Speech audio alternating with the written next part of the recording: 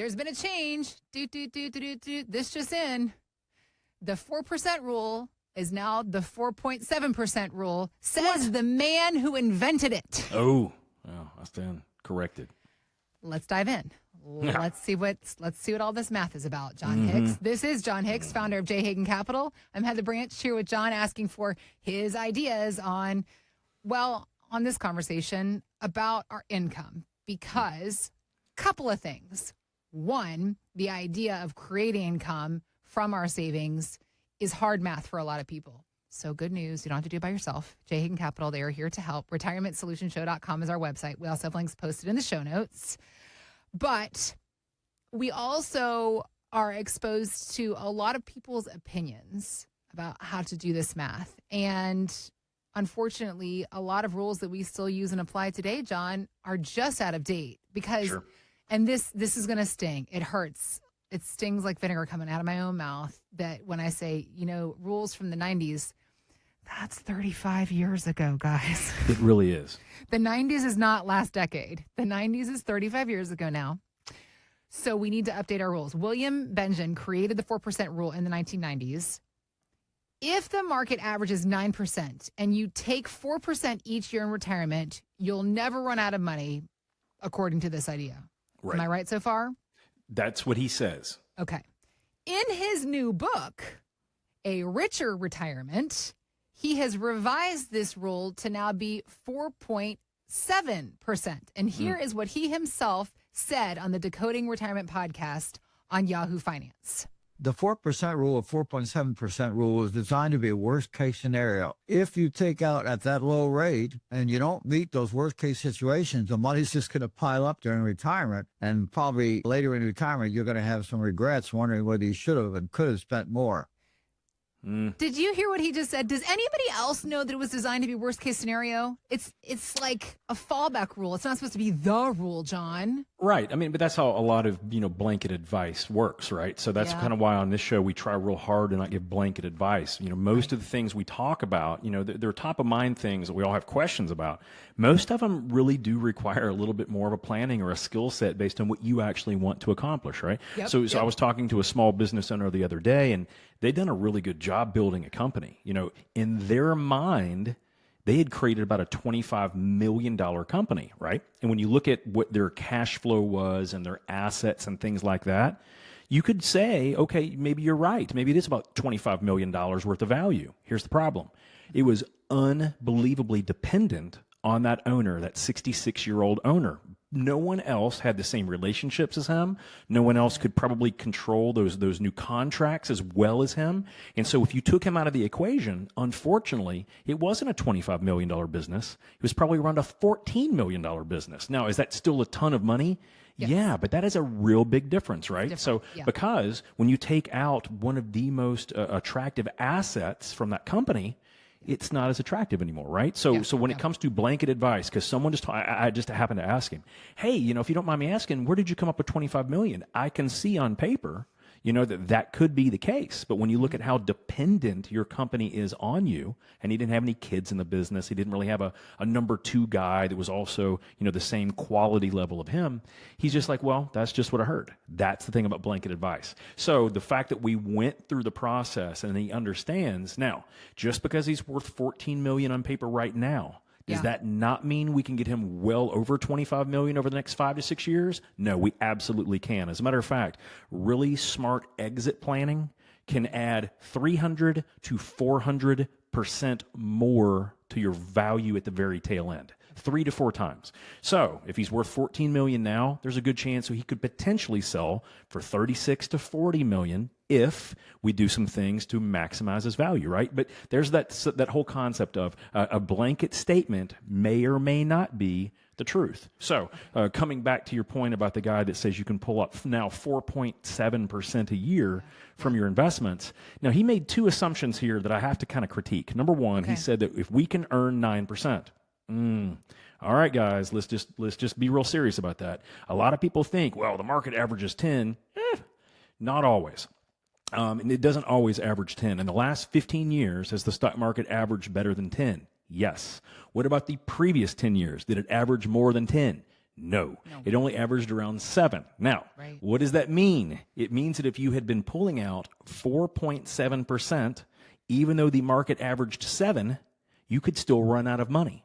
Why? Because the second thing he didn't mention sequence of returns. So I'm going to break this down real quickly. So if Okay. you use what they call a linear assumption, which is what he's using, assuming you just get 9% every single year and you pull out 4.7, he says, well, this is a worst case scenario. Well, let's go back. If you had all this money and you started pulling money out 4.7% back in 2000, because that was the year that you were going to retire. Why? Because you made all that money during the beginning part of the dot-com, and you made all that money towards the end of the Clinton administration. 1999, you were sitting on top of a gold mine of equities, and that's when you decided to retire. So in 2000, if you started pulling out 4.7%, even if you averaged that 9, which it didn't average 9 over that period, but even if you did, there's a good chance that you ran out of money in only 11 years. Whoa, whoa, whoa, whoa, whoa, whoa, whoa, whoa, whoa, whoa, whoa, whoa, whoa, John. Whoa, buddy. Whoa, whoa, whoa. If you are only pulling out 4.7, but you earn more than that, you can't ever run out. It depends on what years you get bad returns. Just like the Fidelity study we've been talking about a lot recently, where if you have a loss in the first couple years of retirement, you are 6 times more likely to run out of money. Now, why does that happen? Well, if you had $1 million and you lose 30%, you don't have $1 million anymore. You've only got $700,000. And if you wanted to pull out 4.7, I'm going to round it up to 5 just for easier math. But if you wanted to pull out $50,000 to live off that year, you're not at 700 anymore either. You're at 650. Right. So if you wanted to get back to even so you can pull out that $50,000 each year, guys, it's what they call dormy. Game over. We potentially can't do it before we run out of money, depending on how long we last. So the two major issues that I have is using a linear assumption, which means that you're expecting to get 9% every year. Well, the market doesn't work that way. As a matter of fact, last year the market was gangbusters. But this year it kind of stinks so far. We don't know how it's going to end up. But if someone ends up having a double-digit loss in 2025, my guess is it's going to be a little uncomfortable depending on what these tariffs and what China, what Russia, and what Ukraine end up doing down the road. So I would be very careful about 4.7. Now, if you have a diversified portfolio that is built to create income for one of your buckets of money, you can potentially take more than 4.7. As a matter of fact, you can pull potentially 6, 7, and hold on, maybe even up to 8% a year of an income stream from that bucket. But you have to understand you will probably see depletion, which means that big old bucket that you're starting off with, whatever the amount of money in there, you're probably going to be chiseling away at that, picking away at it a little bit at a time. Are you prepared for that mentally? Some people are. And some people aren't. It's one of those paradigms we have to shift. But 4.7, I think, if you're in all market-based investments, is number one, a little high. And number two, linear assumptions are unfortunately what get a lot of people really messed up when you start to pull money out. Distribution economics are not very friendly when we have negative market environments. We have to put those things into perspective. Understanding how to utilize your assets to create income streams for your retirement. This is the foundation of the plans they create at J. Hagan Capital. They can create with and for you as well. RetirementSolutionsShow.com is where to start that conversation. We also have links posted in the show notes. John, I think that when it comes to blanket advice, there's a lot of quote unquote good blanket advice in a way of an idea starter. Sure. But you then as a consumer need to take the responsibility upon yourself to say, I heard this idea. It sounds pretty good. How does it apply to me? Because is get the alliteration, the percentage pull plan ever applicable in any case scenario? Or is that not a good idea because of what you were saying, what can happen to the markets and the sequence of returns risk? Yeah, I think there's, when people latch onto an idea or they hear something for the first time, there is some kind of a catalyst. There's an intrigue. Like, hold on. John, how are they saving money? You mentioned the story the other day about this guy that saved over $400,000 over the course of retirement. How did you do that? Oh, yeah, let's talk about that. So he had most of his money in a tax-deferred IRA, and we showed him by doing bracket bumping and asset shifting that over the course of his retirement, we could literally save him $400,000. Now, would that situation work the exact same way if someone already had all of their money in taxable or Roth accounts? No, they've probably already done a really good job. That person may not be able to save 400,000. They may not be able to save more than 30 or 40 grand. Perfect case scenario, even if they had the same amount of assets. So when you're thinking about those things, that catalyst of intrigue, whoa, what did they just say? The question is that something that you want to explore more about? And of course, you can get on the Google machine. You can call our staff as well. ChatGPT is getting better at some of this stuff. Yeah. Grok is getting better at this stuff. Perplexity is getting better at this stuff. But I find that it is very wrong when you try to get precise. When you try to get precise, if you say, I have $1 million to Grok and say, I have $1 million and I have it in these accounts, what should I do? It'll get so close to getting a right answer, but it's not right because it doesn't either understand the taxable structure in your state or when you're going to define those incomes. It doesn't understand that longevity factor. We try it all the time. I'm always trying to find out, have they kind of fixed some of the bugs? They haven't yet. So when you want specific advice, make sure you're asking a suitable advisor, right? You probably don't want to ask a whole bunch of tax advice to your Edward Jones guy. There's no offense to Edward Jones guys. Most of those guys just don't practice tax. As a matter of fact, they have a little disclaimer at the bottom of things that says, hey, we do not practice tax or legal advice.